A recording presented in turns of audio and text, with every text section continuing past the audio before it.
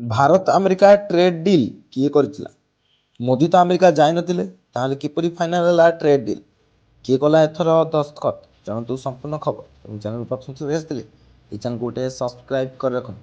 ୱାଶିଂଟନରେ ଭାରତ ଏବଂ ଆମେରିକା ମଧ୍ୟରେ ଏକ ବଡ଼ ନିଷ୍ପତ୍ତି ନିଆଯାଇଥିଲା, କିନ୍ତୁ ନୂଆଦିଲ୍ଲୀରୁ କୌଣସି ବିମାନ ସେଠାରେ ଅବତରଣ କରିନଥିଲା, କାରଣ ହାତ ମିଳାଇବାର ଫଟୋ ନଥିଲା କିମ୍ବା କୌଣସି ମିଳିତ ସାମ୍ବାଦିକ ସମ୍ମିଳନୀ ନଥିଲା। ତଥାପି ଭାରତ ଆମେରିକା ବାଣିଜ୍ୟ ଚୁକ୍ତି ଚୂଡ଼ାନ୍ତ ହୋଇଥିଲା। ଆମେରିକା ଏକ ଶୁଳ୍କ ହାସଲ ଘୋଷଣା କରିଥିଲେ ଏବଂ ଭାରତ ଏହାକୁ ସ୍ୱାଗତ କରିଥିଲା। ତାପରେ ପ୍ରଶ୍ନ ଉଠିଲା, ପ୍ରଧାନମନ୍ତ୍ରୀ ମୋଦି ଆମେରିକା ଗସ୍ତ କରିନଥିଲେ ମଧ୍ୟ ଏହି ଚୁକ୍ତି କିପରି ସ୍ୱାକ୍ଷର ହେଲା? ପଦା ପଚାରିଥିବା ଲୋକମାନେ କିଏ ଥିଲେ ଯାହାଙ୍କ କଲମ ଏହି ଚୁକ୍ତି ଲେଖିଥିଲା ଏବଂ ମୋହର ମାରିଥିଲା? ଆସନ୍ତୁ ଏଠାରେ ବୁଝିବା। ଭାରତ ଏବଂ ଆମେରିକା ମଧ୍ୟରେ ଏକ ବାଣିଜ୍ୟ ଚୁକ୍ତି ପାଇଁ ଆଲୋଚନା ମାସ ଧରି ଚାଲିଥିଲା। ଏହା ହଠାତ୍ ନିଷ୍ପତ୍ତି ନଥିଲା, ବରଂ ଦୀର୍ଘକାଳୀନ ବୈଷୟିକ ଏବଂ କୂଟନୈତିକ ଆଲୋଚନାର ଫଳାଫଳ ଥିଲା। ଏପରି କ୍ଷେତ୍ରରେ ପ୍ରଧାନମନ୍ତ୍ରୀ କିମ୍ବା ରାଷ୍ଟ୍ରପତିଙ୍କ ଶାରୀରିକ ଉପସ୍ଥିତି ସର୍ବଦା ଆବଶ୍ୟକ ନୁହେଁ। ପ୍ରକୃତ କାର୍ଯ୍ୟ ସରକାରଙ୍କ କ୍ଷମତାପ୍ରାପ୍ତ ପ୍ରତିନିଧି ଏବଂ ଅଧିକାରୀମାନଙ୍କ ଦ୍ୱାରା କରାଯାଏ। ଯେତେବେଳେ ଶୀର୍ଷ ନେତାମାନେ ରାଜନୈତିକ ଅନୁମୋଦନ ଏବଂ ଦିଗ ନିର୍ଦ୍ଦେଶକ ପ୍ରଦାନ କରନ୍ତି। ଭାରତ ପକ୍ଷରୁ କିଏ କଥା କୁହନ୍ତି? ଆମେରିକା ଭାରତ ପକ୍ଷରୁ ୱାଶିଂଟନରେ ଥିବା ଭାରତୀୟ ଦୂତାବାସ ଏବଂ ଏହାର ବାଣିଜ୍ୟିକ ଶାଖା ଏପରି ଆଲୋଚନା ପରିଚାଳନା କରନ୍ତି।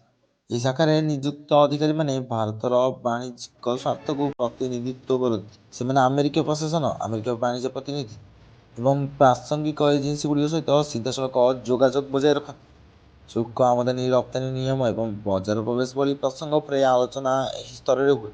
ଏହି ବାଣିଜ୍ୟ ଚୁକ୍ତି କେବଳ ଜଣେ ବ୍ୟକ୍ତିଙ୍କ ଦ୍ୱାରା ସ୍ୱାକ୍ଷରିତ ହୋଇନଥିଲା। ସାଧାରଣତଃ ଏପରି ଚୁକ୍ତିନାମା ଏକ ଢାଞ୍ଚା କିମ୍ବା ଚୁକ୍ତିନାମା ଭାବରେ ସମାପ୍ତ ହୁଏ, ଯାହାକୁ ଉଭୟ ଦେଶ ଅଧିକୃତ ଅଧିକାରୀମାନେ ଅନୁମୋଦନ କରନ୍ତି।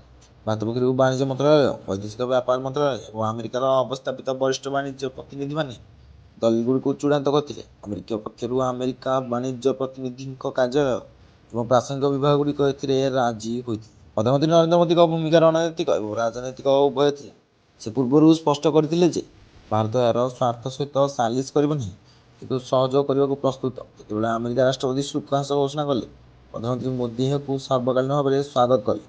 ଏହା ଭାରତ ସରକାରଙ୍କ ଚୁକ୍ତିକୁ ଅନୁମୋଦନ କରିବାର ସଂକେତ ଦେଇଥିଲା। ତେବେ ଏହା ବୁଝିବା ଗୁରୁତ୍ୱପୂର୍ଣ୍ଣ ଯେ ଏହି ଚୁକ୍ତି ବର୍ତ୍ତମାନ ଏକ ବ୍ୟାପକ ଚୁକ୍ତି। ଅଣଶୁଳ୍କ ବାଧା କିମ୍ବା ଭବିଷ୍ୟତର କ୍ରୟ ସଂଖ୍ୟା ହ୍ରାସ କରିବା ଭଳି ଅନେକ ସର୍ତ୍ତ ପର୍ଯ୍ୟାୟକ୍ରମେ କାର୍ଯ୍ୟକାରୀ ହୋଇପାରେ। ଏହାର ଅର୍ଥ ହେଉଛି ଯେ ଉଭୟ ଦେଶର ଅଧିକାରୀମାନେ ସୂକ୍ଷ୍ମ ବିବରଣୀକୁ ଚୂଡ଼ାନ୍ତ କରିବା ପାଇଁ ସ୍ୱାକ୍ଷର ଦେବେ। ତେଣୁ ଭବିଷ୍ୟତରେ ଆମେରିକା ଅତିରିକ୍ତ ଶୁଳ୍କ ଲାଗୁ କରିପାରିବ କି ନାହିଁ ତାହା ଚୁକ୍ତିର ଚୂଡ଼ାନ୍ତ ଆଇନଗତ ବ୍ୟବସ୍ଥା ଉପରେ ନିର୍ଭର କରେ।